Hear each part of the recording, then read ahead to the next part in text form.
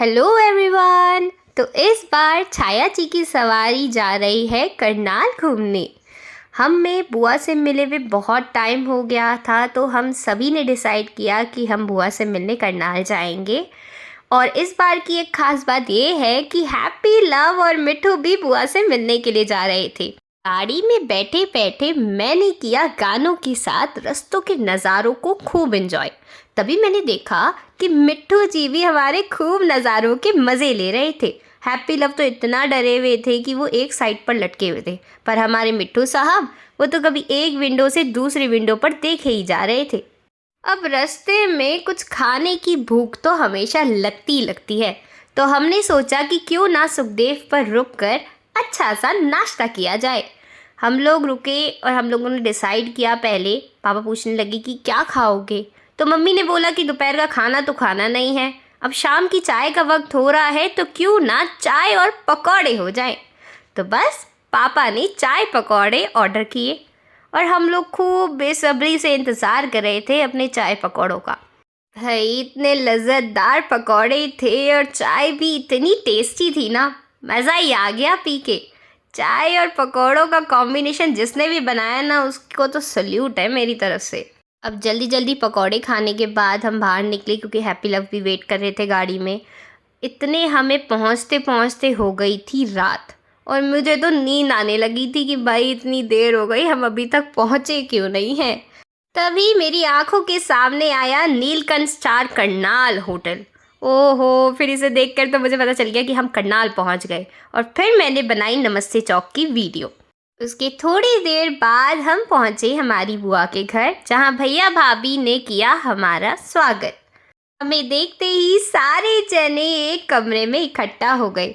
बच्चे तो तोतों को देखकर इतना खुश थे, और हैप्पी लव भी सबको देखकर बहुत खुश थे। मतलब नई जगह जाकर उन्हें भी बहुत अच्छा लग रहा था। क्या खाएगा?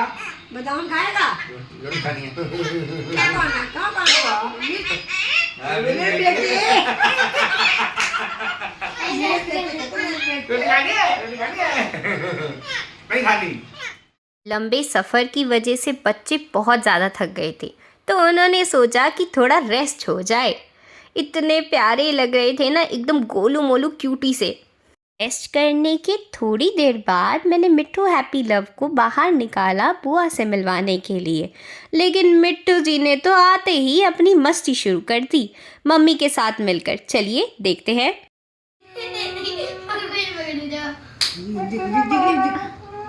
देखो चुप करा रहा है। हटाओ हाथ, खींच तो रहे।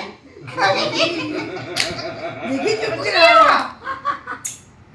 मेरा बेटू नहीं, कुछ नहीं हुआ मेरे बेटा, सच्ची में कुछ नहीं हुआ, मैं ठीक हूँ।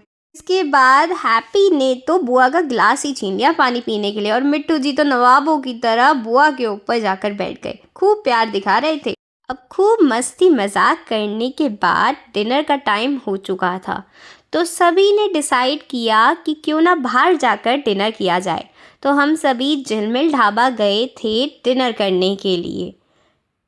तो ढाबे के अंदर जाने से पहले मैंने सबको रिकॉर्ड कर लिया। ये मेरी भाभी हैं, ये मेरी बुआ हैं, और ये मेरे भैया हैं जिनसे हम करनाल में मिलने के लिए गए थे, और ये उनके दो क्यूट से प्यारे से बच्चे। और मैंने बुआ के साथ भी एक प्यारी सी वीडियो बनाई। इसके बाद डिनर आ चुका था। हम लोगों ने खूब अच्छे से डिनर एंजॉय किया। उसके बाद हम घर चले गए थे वापसी। इसके बाद हमारे दूसरे भैया भाभी हमसे मिलने के लिए आए थे। खूब सारी बातें हुई, क्योंकि काफ़ी टाइम बाद मिल रहे थे सभी से हम लगभग। इसके बाद रात बहुत हो चुकी थी, तो पापा तो सोने चले गए थे क्योंकि बहुत थक चुके थे। अरे आप लोग गए नहीं? अब और क्या दिखाऊं व्लॉग 1 में? मुझे भी बहुत तेज़ नींद आ रही थी, मैं भी सोने चली गई थी। चलो बाय बाय, मिलते हैं आपसे अगले व्लॉग में।